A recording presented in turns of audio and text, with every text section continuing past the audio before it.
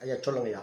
மகப்பேறு வேண்டுவோர் முக்கியமாக கவனிக்க வேண்டியது இதுக்கு பாலுள்ள மரத்தில் ஓமம் பண்ணி அந்த புகா சுவாசம் மனைவியும், அதாவது மனைவி 2 பேர் தம்பதியோடு உட்காந்து சீந்தி கொடி புல்லுருவி இந்த பாலுள்ள மரங்களுடைய புகை படணும். பட்டு சுவாசம் பண்ணி அந்த வாயிலிருந்து சுவாகா ஓம் ஓம் இம் ஓம்ங்கிற வார்த்தை கொடுப்போம் வாங்குவோம் எல்லாத்துலேயும் வரும்போது ஓம் ஓம் தான் வரும். இந்த பிராணம் எப்படி 108 இது சொல்லிட்டாலே உங்களுக்கு அந்த மகப்பேறு கிடைக்கிறதுக்கு தாய்மானவரை வணங்கலாம், கற்பகான்பிகை இதை வணங்கலாம், கருவூராரை வணங்கினாலும் 18 சித்தர்களையும் வணங்கி வழிபடுத்து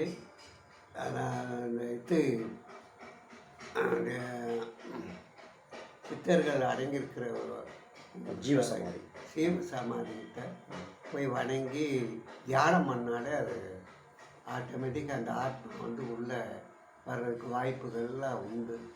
அப்படி பூர்வ புண்ணியம் அவங்களுக்கு வந்து மகப்பேறு 5ஆம் இடம் எப்படி இருக்குது அதுக்கு தகுந்த கிரகங்களை வச்சு ஹோமம் பண்ணி செய்யலாம்.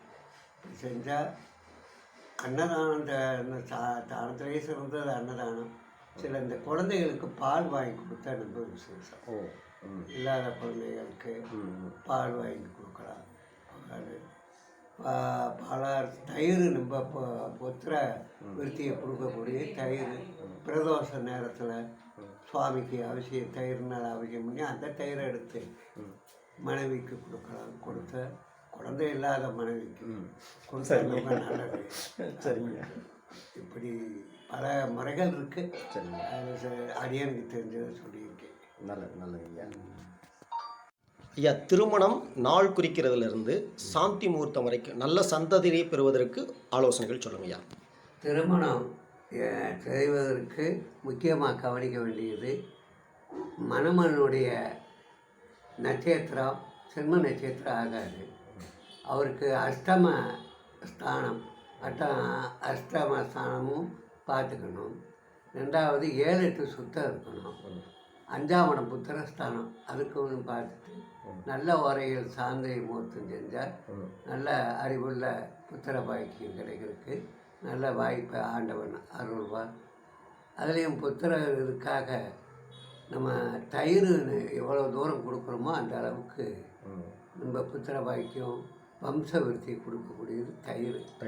ஆமாம், அதை கொடுக்கலாம். தயிர் வந்து உணவாக கொடுக்கலாம். தயிர் சாதம் போட்டு கொடுக்கலாம். தானமாக எடுத்துக்கலாம். பார்சல் பண்ணி பெரிய சீவ சமாதி அடைஞ்சவங்க இதில் போய் தியானம் பண்ணுறது ரொம்ப விசேஷம். இப்போ வந்து அந்த சாந்தி முகூர்த்தத்துக்கு குறிக்கக்கூடிய இதில் நாள் நட்சத்திரம் இதெல்லாம் இது அஷ்டமி நாமி ஆகாது. சரிங்க. 2வது அமாவாசை பாட்டியம்மை பெண்ணுடைய நட்சத்திர ராசிக்கு 8வது ராசி ஆகாது. 8வது ராசி ஆகாது. 7-8 சுத்தம் முக்கியம். சரிங்க. 7 குடையவர் போய் மறையக்கூடாது, மறையாமல் இருக்கணும். 8ஆம் ஆயுஷ்தானத்தையும் பார்த்துக்கணும். சரிங்க. ஆயுள்காரகன் எப்படி இருக்காரு கிழமை பார்க்கணுங்களா? ஆனாங்க கிழமை பார்க்கணும். கிழமை வந்து சனிக்கிழமை ஆகாது. சனி செவ்வாய் குருட்டு நாள். இப்போ குருட்டு நாள் 2 கண்ணு உள்ள நாள், ஒத்த கண்ணு உள்ள நாள்னு இருக்குது. சரிங்க. இப்போ சோமவாரம் சுக்கரவாரம் இதுகள்லாம் 2 கண்ணு உள்ள நாள். மற்ற சனிக்கிழமை ஞாயிற்றுக்கிழமை 1 கண்ணு. சனிக்கிழமைனா குருட்டு நாள், சனி செவ்வாய் குருட்டு நாள், மற்றது ஒரு கண்ணு உள்ள நாள்னு சொல்லக்கூடிய வாய்ப்பு உண்டு. சரிங்க. காலற்ற நாள், தலையற்ற நாள், உடலற்ற நாள் கூடாது. அதாவது சாந்தி முகூர்த்தத்துக்கு காலற்ற நாள் ஆகாது. காலற்ற நாள் தெரியுங்களுக்கு. காலற்ற நாள் பாதம் அதுக்கு விளக்கமாக சொல்கிறதுனா கூட சொல்லிடலாங்க. கார்த்திகை உத்திரம் உத்திராடம் புனர்பூசம் விசாகம் புரட்டாதி ஆயிரம் கேட்டை ரேவு இந்த 9 நட்சத்திரம் காலற்ற நாள், தலையற்ற நாள், உடலற்ற நாள் கூட நாளையும் கிடைக்கணும். சரிங்க. கிடைக்கணும்.